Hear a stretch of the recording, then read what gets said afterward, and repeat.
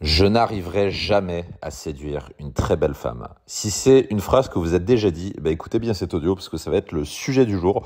Aujourd'hui, je vais répondre à la question de Laurent sur la communauté DDP qui pose la question suivante et je vais la lire en live avec vous. Sauriez-vous me donner un exemple ou me montrer une 10 sur 10 ?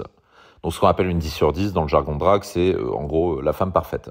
J'avoue que j'ai un peu de mal car c'est un peu abstrait pour moi et j'ai du mal à me rendre compte de ce qu'est une nana qu'on croise tous les 6 mois. Est-ce que vous auriez un exemple ? Ce à quoi je lui ai répondu sur la communauté, à quoi va te servir la réponse ? Parce que du coup il demande à ce qu'on lui montre un exemple de 10 sur 10, donc je lui demande pourquoi faire ? Ce à quoi Laurent répond, pas pour essayer de les draguer ni comme standard à me fixer, car je sais pertinemment que ce serait un objectif irréaliste. L'objectif, c'est de mieux relativiser les filles que j'ai déjà rencontrées ou celles que je vais rencontrer au futur pour ne pas les mettre sur un piédestal. Bref, ne pas mettre en 9 sur 10 une nana que je trouve jolie et qui est en réalité plutôt un 7 sur 10 sur le marché par exemple. Je sais pertinemment que je n'aurai jamais accès à une 10 sur 10 à moins d'être dans l'extrême haut du panier.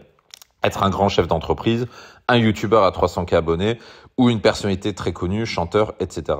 L'idée était d'avoir une vague idée de ce que c'est. Sujet intéressant, avec beaucoup de choses et notamment qui est peut-être le point qui m'a le plus fait bondir ma chaise quand j'ai vu cet audio. Putain, c'est l'auto-sabotage quoi. Oh là là, j'ai lu ce message. Je me suis dit, putain, il y a des trucs intéressants à dire parce que malheureusement, alors Laurent, je sais que tu vas écouter cet audio parce que tu es sur Telegram, malheureusement, Laurent n'est pas le seul à dire ce genre de choses et à s'auto-conditionner pour l'échec, pour ne pas réussir. Et c'est ce dont on va parler aujourd'hui et j'ai notamment 3 points à vous évoquer donc par rapport à cette question, comment séduire de très très belles femmes et surtout, qu'est-ce que c'est une 10 sur 10 puisque c'est la question Laurent. Première réponse parmi les 3 que j'ai à vous apporter. Putain, mais on s'en branle en fait d'avoir un exemple de 10 sur 10. C'est pas le sujet. C'est pas le sujet parce que la réponse, elle va vous servir à quoi ? Là, par exemple, Laurent, il dit est-ce que vous auriez un exemple de 10 sur 10 ? Imaginons Laurent, par exemple, je te montre Nathalie Portman, par exemple. Super. Qu'est-ce que tu vas en faire après ? T'as une photo de Nathalie Portman, cool. Et après ? Ou demain, tu montres à un autre mec, il va te montrer la photo de Emilia Ratajkowski, par exemple. Ok.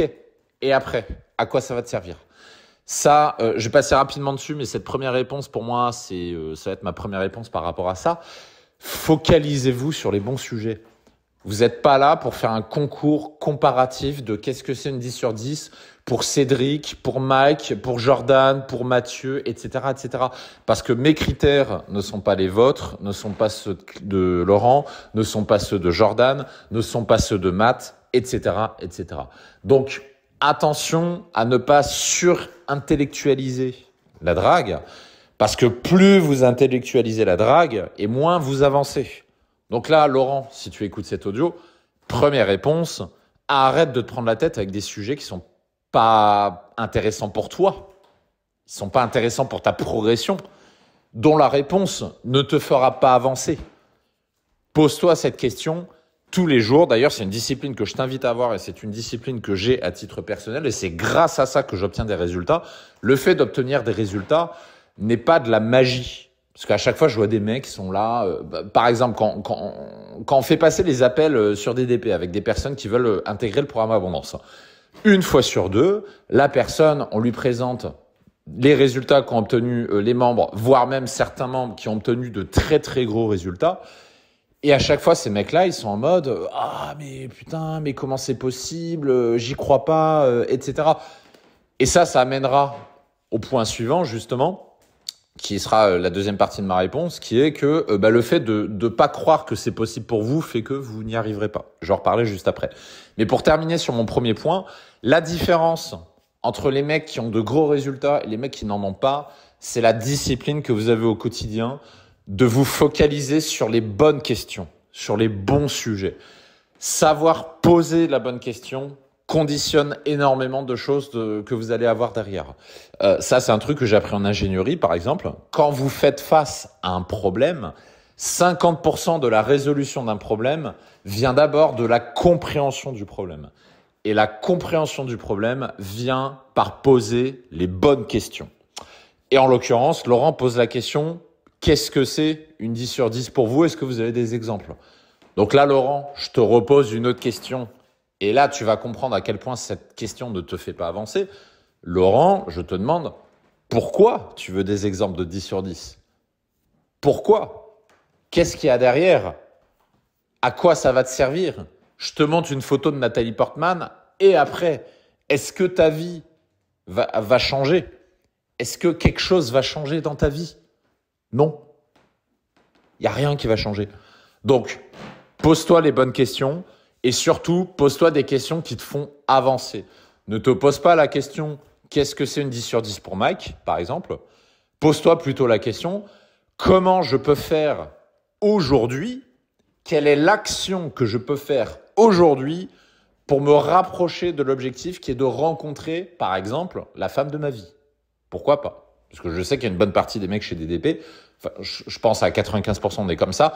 À terme, on veut tous se poser avec la femme de notre vie. On veut tous se poser avec la mère de nos enfants ou ceux qui sont divorcés, qui écouteront cet audio, qui l'ont déjà fait, ben ils ont peut-être plus envie de revivre une deuxième histoire d'amour avec quelqu'un d'autre. Parce qu'on a en gros deux types de personnes chez les DDP. On a les ingénieurs, chefs de projet, etc., qui n'ont pas encore d'enfants et qui aimeraient en faire. Et on a les divorcés qui ont déjà fait des enfants, qui n'ont plus envie d'en faire, mais qui ont quand même envie de vivre de belles histoires et puis surtout de s'amuser. Donc, tous les jours, pose-toi cette question. Qu'est-ce que tu peux faire pour te rapprocher des résultats que tu veux? Ça, c'est le premier sujet. Ensuite, le deuxième sujet. Et là, je vais beaucoup en parler parce que ça, c'est un point clé. Ça fait 6 ans que je le répète et vous êtes toujours trop nombreux à ne pas avoir compris ça parce qu'à chaque fois, je vois des mecs se focaliser sur des sujets pas importants finalement. Par exemple, un sujet, le physique. Combien de fois je vois des mecs se concentrer sur « Ah oui, mais moi, j'ai pas un bon physique pour attirer une meuf, etc. » Les gars, rendez-vous compte d'une chose, c'est qu'en tant que mec, on a cette immense chance de pouvoir se différencier par d'autres leviers que le physique. En séduction, j'entends. Il y a beaucoup d'autres leviers que vous pouvez activer. Il y a notamment le levier numéro 1 qui est de loin le plus important et qui fera que vous serez meilleur que n'importe qui si vous le maîtrisez, c'est le game. Ce que je vous apprends chez DDP, en grande partie, c'est le game.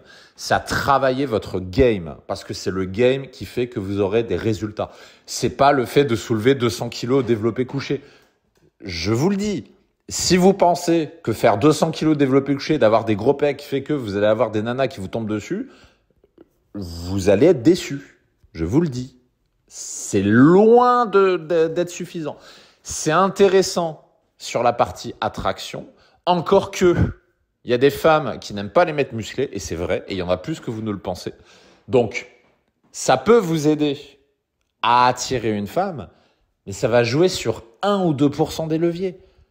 Tout le reste, c'est le game. Et sur ça, évidemment, j'aurai toujours un ou deux cons qui vont écouter cet audio et qui vont dire « Ah, je te crois pas, je te crois pas ». Ça fait depuis 2008 que je suis dans le game, des mecs qui ont des physiques dégueulasses, mais vraiment dégueulasses, et qui ont chopé de très belles femmes, j'en ai vu des centaines.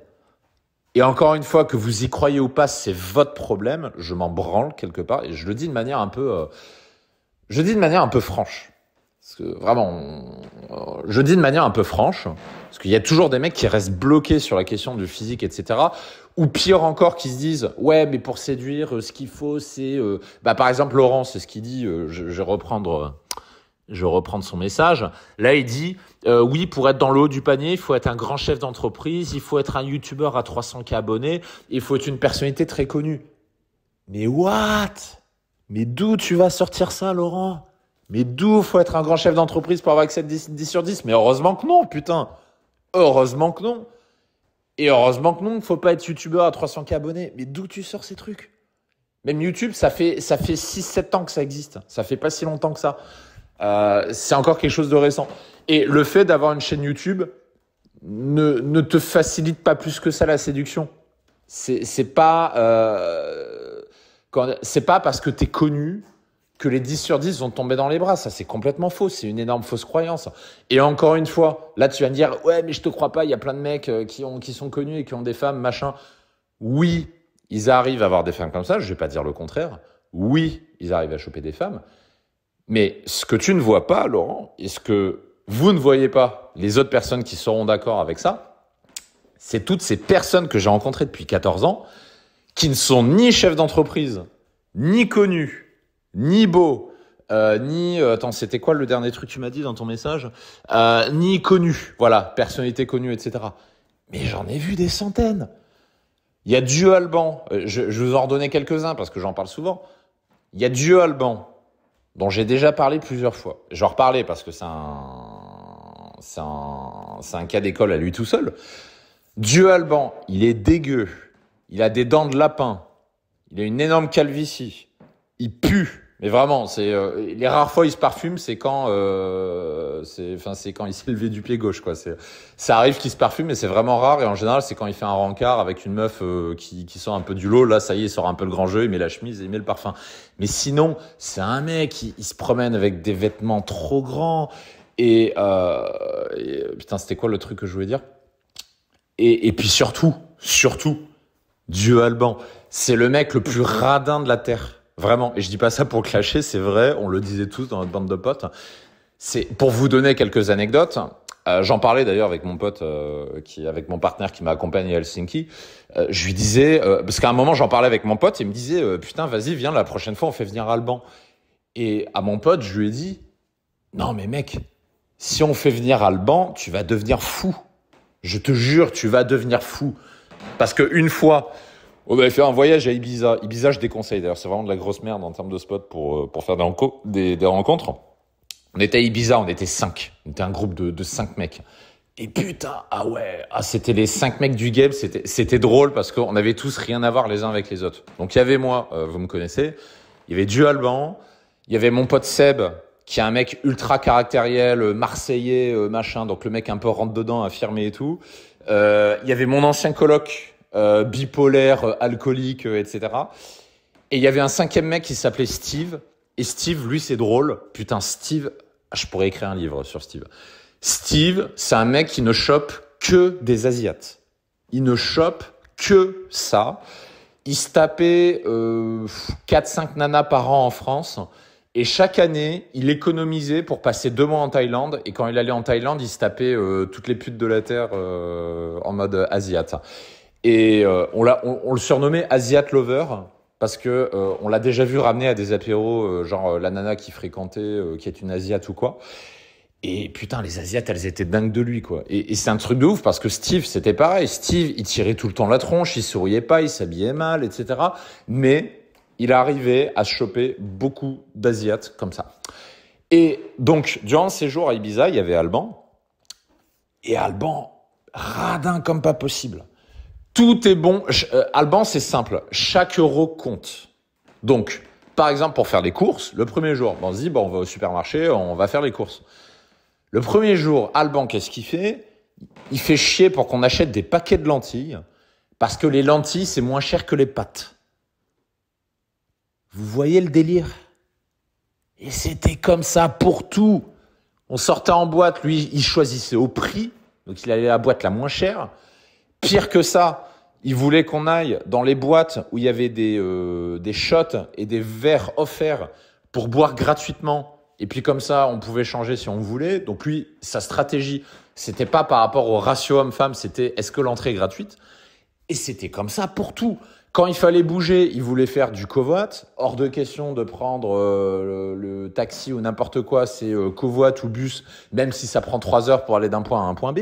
C'était comme ça tout le temps. Quand il faisait ses dates aussi, encore pire, quand il faisait ses dates, vous savez où il emmenait les nanas? Il les emmenait au McDo. Une fois, je suis allé en Roumanie avec lui, il a emmené sa date au McDo. Parce que c'est pas cher. Vous voyez le délire? Et pourtant, Alban, je l'ai vu, et on était plusieurs à l'avoir vu, Alban s'est déjà tapé des vrais 10 sur 10. Il s'est tapé des putains de bombes. Même une fois, mon collègue est devenu fou. Cette anecdote, j'ai raconté plein de fois. Je pense que si vous me suivez depuis un moment sur Telegram, vous l'avez sûrement déjà entendu. C'était à Aix-en-Provence, rue de la Verrie. Rappel, j'ai passé 9 ans à Aix-en-Provence avant d'être à Paris, puis ensuite à Varsovie. On était rue de la Verrie, qui est la rue que je vous recommande si vous sortez à Aix-en-Provence. C'est là qu'il y a tous les bars et toutes les boîtes. Et c'est là que les choses se passent, en gros. Et là, je suis avec mon coloc et on était rentré dans une boîte de nuit qui s'appelait le Murano à l'époque, qui a fermé, je crois, depuis. Ça a peut-être changé de nom, je sais pas. Et donc on sort et il était parti fumer et puis moi j'étais avec lui dehors. Et puis à un moment, on voit Alban qui passe. Il donne la main, un missile. Il donne la main, un missile. Et nous, on est là. On est là, on fait putain, mais c'est Alban. Et là, on regarde, fait ouais, putain, c'est Alban. Et puis là, on regarde, on voit la meuf, et on fait mais comment il a fait? C'est quoi ce délire? Et là, on fait c'est une escorte, c'est pas possible. Il s'est payé une escorte. Mais c'est le premier argument qu'on a trouvé. On s'est dit bah Alban, il a dû aller voir une escorte. Mais très vite, on s'est dit non, c'est pas possible. Alban est trop radin pour payer une escorte. C'est impossible. D'ailleurs, Alban, je crois qu'il est jamais allé au pute de sa vie parce que justement, ça coûte de la thune. Je vous l'ai dit. Alban, dans une boîte, dans une entreprise, vous l'embauchez comme cost killer. Ah ouais. Ah mais Alban, il va tout vous démonter. Hein. Il va vous diminuer vos coûts comme pas possible. Et du coup, on s'est dit non, c'est pas possible. C'est pas une escorte parce que il paierait jamais une escorte quoi. Et puis, on savait pas, mais en tout cas, mon coloc était dégoûté. Mon coloc, il était là, il disait putain, mais un mec comme Alban, mais c'est pas possible. Mais s'il se tape des nanas comme ça, que moi j'y arrive pas, je vais me suicider quoi. C'était mon coloc bipolaire, hein, pour rappel. Donc lui, c'est suicide happiness. Il passe tout le temps du blanc au noir, du blanc au noir. Et puis à un moment, il y avait mon pote caractériel Seb. Je lui ai raconté ça. Pareil, il m'a pas cru. Seb, je lui ai raconté, je lui ai dit putain mec, on a vu Alban, il était avec une pure bombe, on s'est dit c'est pas possible et tout. Et Seb, pareil, il croyait pas. Il se disait non mais arrête, tu me charries, c'est pas possible. Et après on l'a revu une deuxième fois. Ah, j'ai revu Alban une deuxième fois. Là c'était 2 jours avec la même meuf. Et du coup je lui ai demandé après coup, parce que je lui ai dit bah je sais pas, ils doivent être ensemble, je sais pas. Et je lui ai demandé. Puis la réponse d'Alban, je vous fais l'imitation vocale quand Alban il parle. Donc là, imaginons, je vais voir Alban, je lui fais ouais, on t'a vu avec une meuf là, c'était qui la meuf? Alban, il vous répondrait c'est une meuf que j'ai rencontrée. Ok, mais tu l'as rencontrée où? Elle était dans la rue et je suis allé lui parler. Ah, ok, tu l'as open en street alors. Et c'est quoi ton opener? Tu lui as dit quoi? J'ai demandé d'où elle venait. Et je vous jure, c'est ça tout le temps. Alban, c'est Doc Gynéco. Vous regardez Doc Gynéco, vous regardez la façon de parler, c'est la même chose. Et en fait, c'est ça qui fait que Alban réussit à se taper des 10 sur 10, alors que sur le papier, vous le mettez face à n'importe quel red pill, micto, machin, il met en PLS. Alban est le contre-exemple, mais j'en ai vu des dizaines d'autres, encore une fois. Alban n'est pas le seul. Alban est l'un des contre-exemples qui met en PLS toute la théorie micto, red pill, etc., qui dit que pour accéder à 10 sur 10, il faut avoir un capital de célébrité, un capital pécunier, un capital physique, etc. Non, ça, c'est pas vrai. Ça peut vous aider. Avoir différents capitaux peut vous aider à séduire de très belles femmes, mais pas forcément. Parce que ce qui est le plus important, comment dire, si vous êtes connu, machin, mais que vous avez un game de merde, vous arriverez jamais à vous taper des 10 sur 10. Pas possible. Pour une raison simple, et ce seul argument met en PLS toute la théorie micto, machin, parce que ces très belles femmes, ce qu'on appelle les 10 sur 10, vous croyez qu'elles sont entourées de quel type de mec? Mais il y en a tout le temps. Il y en a tout le temps des mecs toujours plus beaux, toujours plus riches, toujours plus connus. Il y en a plein. Une 10 sur 10, elle en a déjà plein dans son cercle social. Donc vous êtes qui, vous, pour débarquer dans sa vie et pour se dire « Ah ouais, mais moi j'ai une chaîne YouTube de 150 000 abonnés, ça va mieux marcher avec moi. » Mais c'est débile comme argument. Et non. Donc ce ne sont pas ces capitaux-là qui feront que vous allez séduire des 10 sur 10. Par contre, le capital nécessaire et qui fait que tout le reste est secondaire, c'est votre game. Et c'est notamment vos croyances. Et j'en reviens à ce point numéro 2 parce que c'est là où je voulais en venir. Vos croyances déterminent vos résultats. Si vous pensez, comme le dit Laurent, si vous pensez que vous n'arriverez jamais à séduire une 10 sur 10, devinez ce qui va se passer. Vous n'arriverez jamais à séduire des 10 sur 10. Parce que c'est votre croyance. Ah ben ouais, c'est con. C'est con, mais c'est aussi bête que ça. Si vous pensez que vous n'y arriverez jamais, que c'est pas pour vous, que vous n'avez pas ce qu'il faut, vous n'y arriverez jamais. Garanti. Par contre, si vous vous dites, je sais pas encore comment je vais faire, je sais que ce sera long et compliqué, mais par contre, j'ai pour objectif de séduire et d'être en couple avec, je sais pas, une grande blonde d'1m80 machin, par exemple, et je vais faire tout ce que je peux pour y arriver, tôt ou tard, vous allez y arriver. Et par exemple, un mec comme Alban, dont je vous ai parlé, lui, il a des croyances solides. Il n'a aucune limite. Alban, je l'ai vu aborder tout type de femmes, il n'a pas de limite. Parce qu'il ne se pose pas ces questions. Oui, mais est-ce qu'il faut une chaîne YouTube pour séduire une très belle femme ou pas? Alban s'en fout. Il s'en fout. Il y va et c'est tout. Si vous faites du street avec Alban, comme vous le savez, vous connaissez mon amour pour le street. Le street, c'est vraiment un truc que je déteste.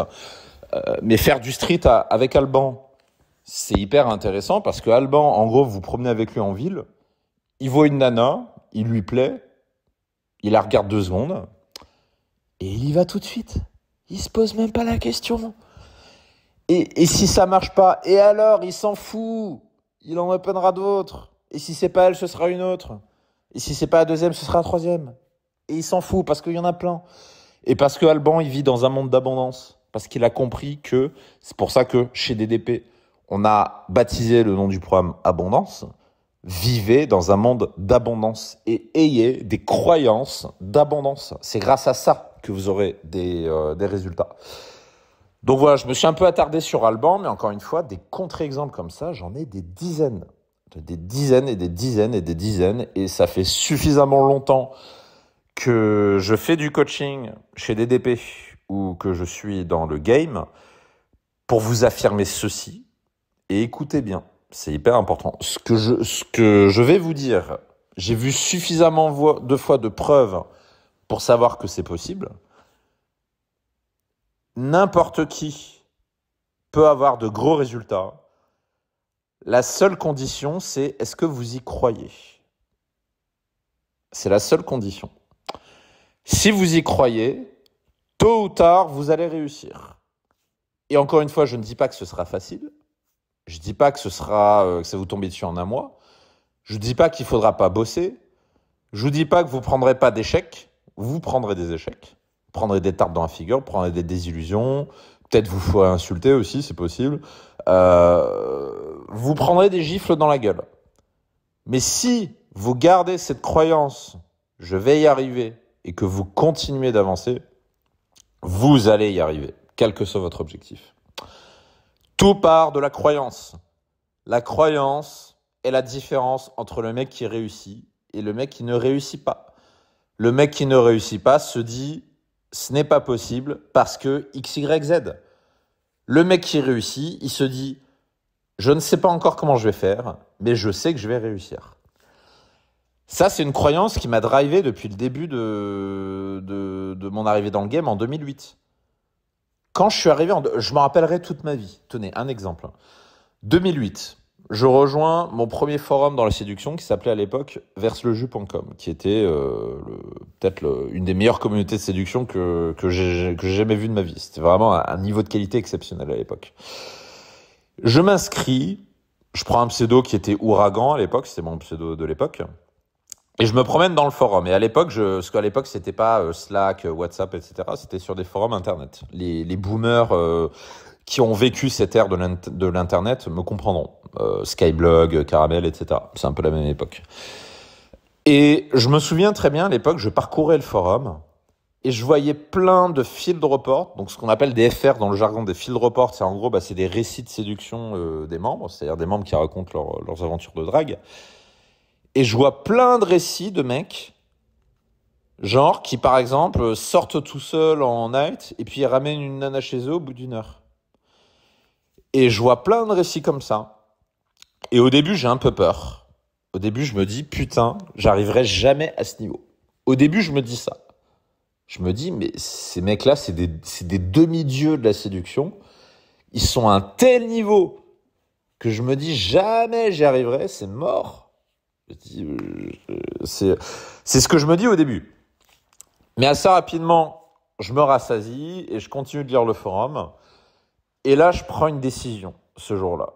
Le premier jour dans la communauté de séduction, c'était un peu le premier jour du reste de ma vie, vraiment. Ce jour-là, je me suis dit, vraiment, c'est une décision que j'ai prise. C'est une décision ferme.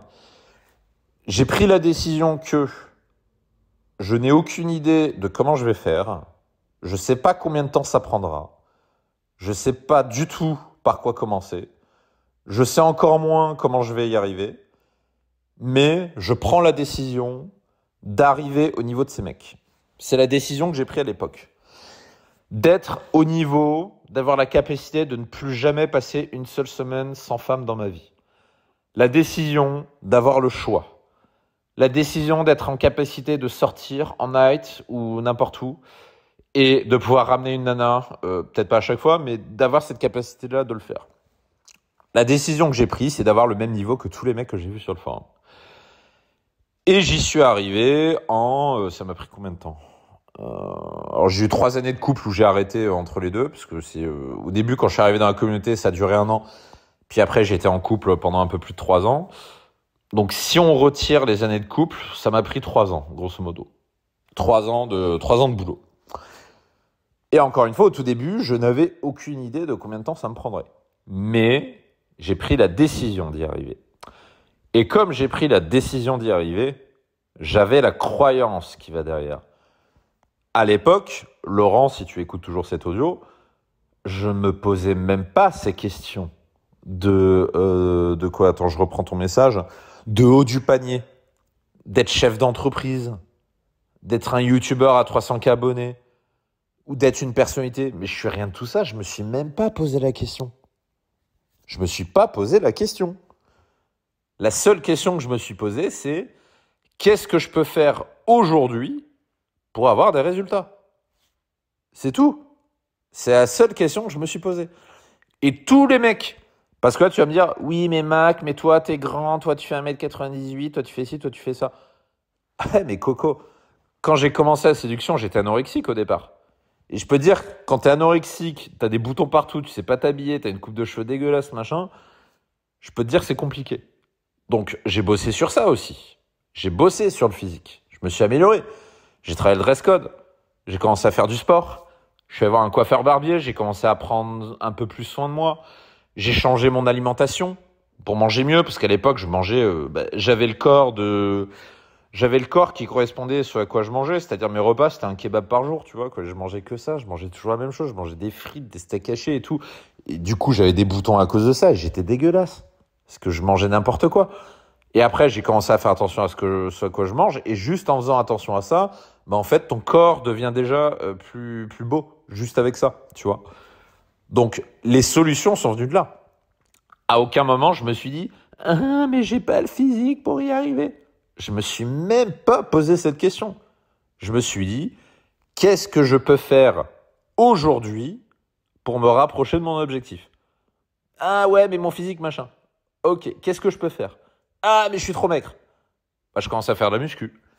Ah, mais j'ai des boutons partout. Ok, pourquoi j'ai des boutons ? Peut-être parce que je mange n'importe quoi. Ah, mais je suis anorexique. Je vais un peu plus manger. Ah, mais je suis gros.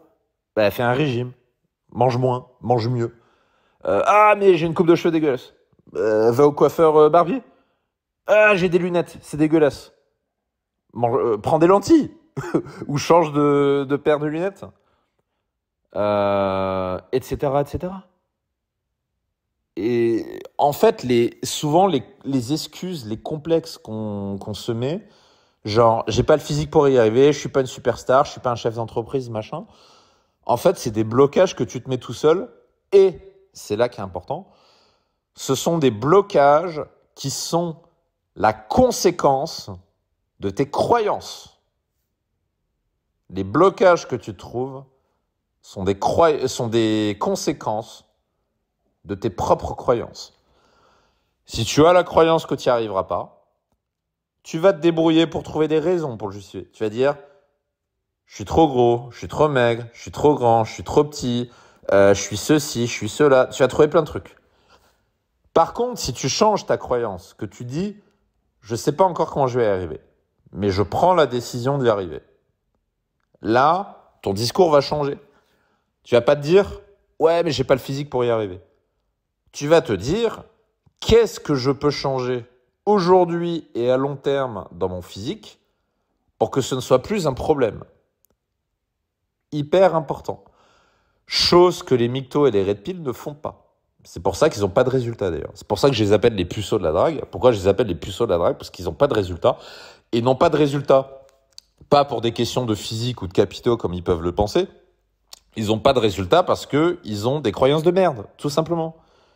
Ils n'ont aucun résultat parce qu'ils ont la croyance que ce n'est pas possible. Et malheureusement pour eux, la vie ne fait que confirmer leurs propres croyances. Tout simplement. Donc voilà, c'était le deuxième point, j'en ai parlé longuement. Mais ce point-là, vous le négligez tous, je vous le dis. Vous vous concentrez tous sur des choses secondaires comme « Ah Mike, c'est quoi la phrase d'accroche, machin ? Ah Mike, la description Tinder. Ah Mike, le physique, comment on fait ? Ah Mike, je suis pas assez riche, comment je fais ? Ah mais je suis pas connu, machin. » On s'en bat les couilles de ces questions.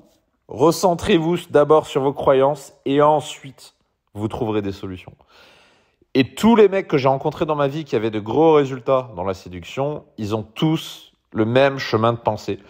À aucun moment ils se focalisent sur les obstacles qui fait que ce n'est pas possible, en tout cas qui pensent que ce n'est pas possible. Ils se focalisent sur les actions. Qu'est-ce que je peux faire aujourd'hui pour me rapprocher du résultat ? Un exemple, ça c'est quelque chose que j'entends beaucoup au téléphone. Il y a beaucoup de personnes qui rejoignent le programme Abondance suite à une décision.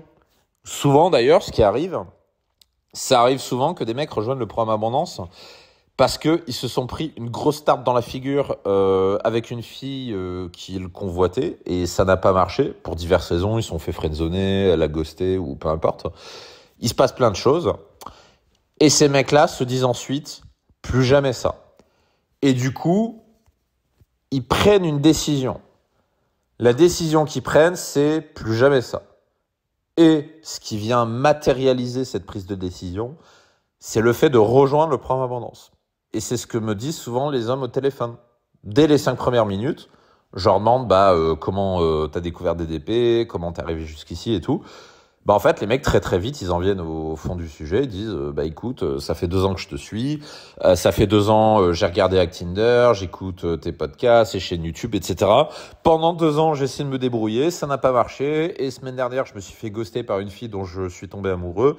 Et là, c'était la goutte d'eau qui fait le déborder le vase. Je me suis dit, plus jamais ça. Je me suis dit, c'est l'échec dont j'avais besoin pour me dire que pour trouver le courage de suivre une autre méthode, de faire une autre approche, pour trouver le courage de reconnaître que ma méthode d'avant n'a pas marché, et donc s'entourer des meilleurs pour avoir beaucoup plus de résultats qu'ils n'en ont eu avant, et de plus jamais vivre ce type de déconvenus. Mais tout ça part d'une prise de décision. Ils ont pris la décision de changer de vie, tout simplement. Ils se disent pas « Ah, mais moi, j'ai pas de chaîne YouTube, 300 000 abonnés. » Non, ils se disent pas ça. Ils se disent « Je sais pas encore comment je vais faire, mais j'ai envie d'avoir des résultats et je vais prendre la décision pour avoir des résultats. » Qui peut être rejoindre le programme Abondance, mais qui peut être n'importe quoi d'autre. Encore une fois, vous pouvez aller faire ce que vous voulez. Vous n'êtes pas obligé de rejoindre le programme Abondance, mais c'est quelque chose que j'entends souvent au téléphone pour les mecs qui rejoignent le programme. Donc ça, c'est le deuxième point. Et ensuite, le dernier point, et ça va être une réflexion profonde pour vous. Donc là, pareil, Laurent, tu me posais la question de est-ce que vous pouvez me montrer une 10 sur 10, qu'est-ce que c'est, etc., pour regarder, etc.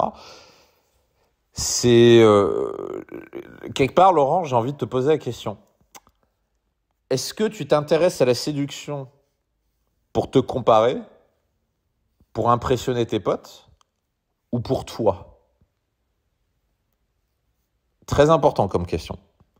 Est-ce que tu es là pour toi ou pour les autres ?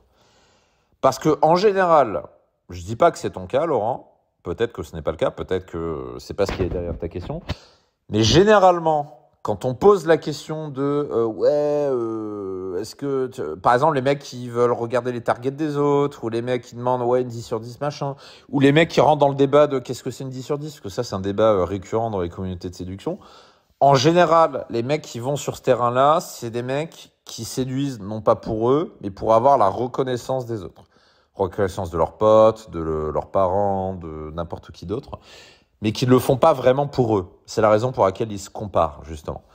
Alors que quand tu le fais pour toi, t'en as rien à foutre de ce que c'est une 10 sur 10 pour moi, une 10 sur 10 pour Sylvain, pour Jordan, pour Vitold, ou pour Mathieu, n'importe qui. T'en bats les couilles. Si tu te compares pas, tu t'en fous de savoir qu'est-ce que c'est une 10 sur 10 pour moi, que ce soit Nathalie Portman, Blake Lively ou n'importe quoi. Petit spoiler, pour moi une 10 sur 10 c'est le type Blake Lively. Cette meuf, je la trouve mais sublime de ouf, elle coche toutes les cases. Mais ce que je veux dire, c'est qu'une 10 sur 10 pour toi, c'est pas forcément une 10 sur 10 pour un autre. Par exemple, j'ai un de mes meilleurs potes. Pour lui, une 10 sur 10, c'est Emilia Ratajkowski. Je sais pas comment on dit, je pense que vous voyez de qui il s'agit. Pour moi, c'est pas une 10 sur 10, Emilia. Pourquoi ? Parce que elle est trop surfaite. J'aime pas les nanas qui sont surfaites. Les nanas qui sont dans le showbiz, machin. Objectivement, vous demandez à des mecs, il y a plein de mecs qui vont dire c'est des 10 sur 10. Pas pour moi. Parce que je n'aime pas les femmes surfaites. Les femmes un peu superficielles, un peu show business, etc. Moi, j'aime pas. Mais mon pote, lui, il est à fond dedans. Mon pote, il me dit, putain, Emilia, je l'ai dans le lit, je lui fais tout. Cunilingus, anulingus, léchage anal, je fais tout. Il dit, je lui fais tout. Mais c'est une fois, j'ai vu un mème comme ça sur Internet. Presque, il pourrait dire, même elle fait caca, son caca, je le lèche, tu vois. Parce que pour lui, c'est la perfection de la perfection, c'est Dieu. Il n'y a rien au-dessus, tu vois. Et pour moi, non. Pour moi, c'est un autre type de femme. Parce que je cherche d'autres choses. Et ça, c'est une question à te poser, Laurent. C'est une 10 sur 10 pour moi, machin, on s'en bat les couilles. La question, c'est qu'est-ce que c'est une 10 sur 10 pour toi ? Et là, c'est une autre question philosophique que je t'invite à te poser. Est-ce que tu cherches une femme par rapport à ce que la société t'a dit de faire, de séduire, ou par rapport à toi, par rapport à tes critères à toi? Est-ce que tu te bases sur les critères de la société ou c'est tes critères à toi? Et ça, c'est une question très importante, parce que globalement, on est tous influencés par les critères de la société. Moi, le premier. Le mec qui me dira « Oh non, moi, je suis pas influencé, machin », c'est un menteur, parce qu'on est tous influencés par la société. L'important est d'en avoir conscience. Je prends un exemple. Tu sais, la mode, ça change tout le temps. Là, en ce moment, par exemple, la mode pour les meufs, c'est le style Kim Kardashian, c'est-à-dire, ou Nicki Minaj, c'est-à-dire les hanches très larges, le cul large, etc. Alors que la mode, il y a 20 ans, c'était autre chose, tu vois. Et ça change tout le temps. Donc, les typologies de femmes qui sont dites attirantes changent avec le temps. Il y a 60 ans, c'était Marilyn Monroe, par exemple. Aujourd'hui, Marilyn Monroe, à l'époque, c'était vu comme la 10 sur 10. Aujourd'hui, c'est pas forcément une 10 sur 10. Beaucoup de mecs qui préfèrent d'autres types de nanas. Donc, et c'est une question importante à te poser, Laurent, parce que le jour où tu vas te mettre en couple avec une nana que toi, tu auras choisie, tu verras qu'il y aura forcément des gens qui ne seront pas d'accord avec ton choix. Il y en aura forcément. Il y en aura très peu, sûrement. Et même, j'ai envie de te dire, tiens, je te donne un exemple. Exemple tout con. L'autre fois, j'étais allé voir ma mère à Colmar, qui vient de déménager à Colmar. Elle a enfin quitté cette ville de merde qui s'appelle Marseille, qu'elle a habité pendant 5 ans. Donc du coup, c'est cool parce que je vais enfin ne plus devoir me rendre à Marseille, pour ma plus grande joie. Et à un moment, ma mère, je lui dis, tiens, en ce moment, je vois plusieurs meufs. Parce que ma mère, je lui parle un peu de DDP, je lui parle de mes fuck friends, machin et tout. Et puis là, je lui dis, écoute, là, en ce moment, j'ai 3 fuck friends, 3 nanas que je vois en même temps. Les 3 ont envie de se poser avec moi. Et du coup, je fais un peu le jeu de la concurrence pour voir est-ce qu'il y en a une qui sort un peu du lot, machin. Parce que le dilemme que j'ai aujourd'hui, c'est qu'en gros, je sais pas forcément laquelle choisir. Mais vraiment, les 3 sont toutes très différentes. Et aujourd'hui, en tout cas, il n'y en a pas une où je me dis, putain, elle, c'est l'élu de mon cœur, c'est celle avec qui j'ai envie d'être. Et j'ai montré les 3 aux meufs. Les 3 meufs, j'ai montré à ma mère. Il y en a deux sur les trois. Il y en a deux qu'elle les a flingués. Et quand je dis flingués, c'est flingués. Bon, les trois sont polonaises. Et, non, il y a deux polonaises et une biélorusse. Elle a flingué la biélorusse et une des polonaises. Pourquoi? Parce qu'elle dit « Ah, mais on dirait des poupées. » Parce qu'elles ont un peu des physiques de poupées. Moi, j'adore. Mais elle aime pas du tout. Donc, pourquoi je t'en parle, Laurent? Parce que si tu cherches une nana, puisque c'est un peu ce qu'il y a derrière le fond de la réflexion, quelque part, tu te dis, si je sors avec une 10 sur 10, j'aurai l'approbation de tout le monde. Bah, mauvaise nouvelle, non. Il y aura des gens qui n'approuveront pas tes choix. Quelle que soit la nana que tu chopes. Bon, évidemment, si tu sors avec une nana et que tout le monde te dit qu'est-ce que tu fais, tu déconnes.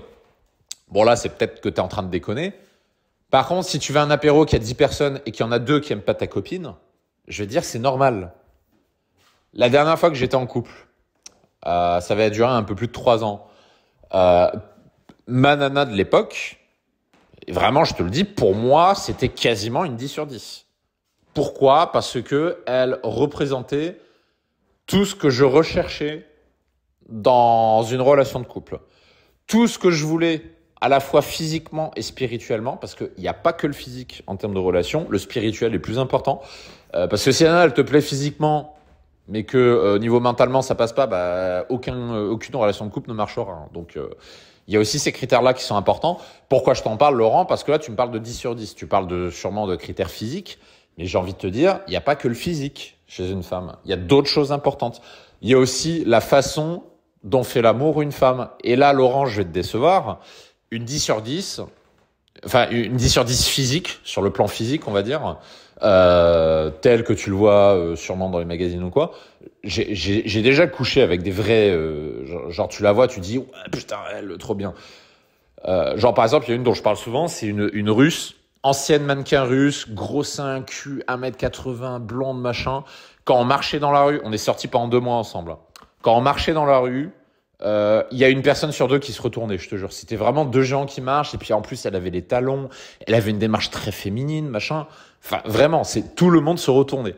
Mais cette nana-là, ça ne passait pas. Et au bout de 2 mois, devine quoi? C'est moi qui ai arrêté la relation de couple. D'où l'importance d'ailleurs d'être dans un mindset d'abondance. Parce que ce qui fait que j'ai arrêté cette relation, alors que objectivement tous les mecs me disaient oh, putain elle est trop bonne mec. Tous les mecs disaient ça. Enfin encore non. Non, il y en a 2. Il y a 2 mecs qui m'ont dit ouais elle fait pas nunuche mais c'était quoi le terme? Je sais plus. En gros, elle faisait femme superficielle. Il y en a 2 qui m'ont dit ça. Je sais plus lesquels c'est. Donc, même avec une meuf comme ça, il y a quand même 2 mecs qui m'ont dit « Ouais, j'aime pas ». Et ils aimaient vraiment pas, tu vois. Donc, même avec ce type de nana. Et l'intérêt d'ailleurs d'être dans le mindset de l'abondance, c'est que du coup, au bout de 2 mois, bah, quand j'ai vu que c'était pas la femme avec qui je voulais me poser, il m'a fallu un peu de temps pour m'en rendre compte. Il fallait que je passe un peu de temps avec elle, bien sûr. Et quand je m'en suis rendu compte... Bah, ça m'a donné, entre guillemets, le courage. Je vais dire le mot courage parce que pour moi, c'est une évidence, mais pour certains, ça peut demander un certain courage. Pour beaucoup d'hommes, ça demande du courage de mettre fin à une relation de couple avec une bombe sexuelle. Vraiment. Il y a beaucoup d'hommes qui n'ont pas le courage de le faire. Bah, comme j'ai le mindset de l'abondance, pour moi, c'était une évidence et je l'ai fait et c'était la meilleure décision que j'ai prise. Et pourquoi je te parlais de cette meuf-là? Ça va peut-être vous surprendre. Mais au lit, c'était très moyen. Vraiment. Au lit, c'était très moyen. Donc, il y a aussi ce que tu inclus, Laurent, dans ta définition de 10 sur 10. On parle souvent de physique, mais quid de la vie sexuelle? Quid de son mindset? Quid de sa situation? Quid de son niveau d'intelligence? Quid de sa bienveillance, on va dire? Parce que, Laurent, j'espère pour toi que tu te mettras jamais en couple avec une femme aussi belle soit-elle, mais qui ne pense qu'à son cul et qui ne fera rien pour toi, ou qui ne fera que le minimum, ou pire encore, qui ne fera des choses que par intérêt. Par intérêt, parce que tu me parlais tout à l'heure des mecs connus ou des mecs friqués. Mais Laurent, j'ai une mauvaise nouvelle pour toi. Ces mecs-là, leur problème, et j'en connais des mecs qui sont comme ça, donc c'est eux qui me l'ont dit. Le problème de ces mecs-là, c'est qu'ils ont énormément de meufs qui sont là juste parce que ils sont connus ou parce qu'ils ont du pognon ou les deux. C'est même pas de l'amour ou quoi que ce soit. C'est une fausse relation. C'est une relation par intérêt. T'as vraiment envie d'avoir une relation comme ça, Laurent? Je pense pas. T'as pas envie d'avoir une relation comme ça. Moi non plus. Et je pense que sur ce canal, on sera tous d'accord de dire qu'on ne veut pas des relations comme ça. Donc, encore une fois, qu'est-ce qu'une 10 sur 10 pour toi? Et là-dessus, je vais te donner une partie de la réponse parce que ça fait 6 ans que je fais du coaching. On a tous des définitions différentes d'une 10 sur 10, pas que sur le plan physique, mais sur le plan global, comme je l'ai dit. J'ai déjà des personnes qui m'ont dit, texto, j'en ai rien à foutre de son niveau d'intelligence, de son diplôme, de ce qu'elle fait dans la vie, de quoi que ce soit. Je veux juste une meuf bonne et qui me suce. C'est tout. J'ai des mecs qui m'ont dit ça. Ils ne veulent juste que la bimbèche 10 sur 10 qui leur suce la bite. Et c'est tout. Le reste, ils s'en foutent. Mais vraiment. J'ai des mecs qui m'ont dit ça. J'ai d'autres mecs qui m'ont dit, j'en ai rien à foutre du physique. C'est pas important pour moi. Ce que je veux, c'est une femme avec qui j'ai une connexion spirituelle forte, avec qui on partage les mêmes choses, avec qui va, par exemple, vouloir faire le tour du monde avec moi. Et pour qui le physique est secondaire. Tu vois ce que je veux dire?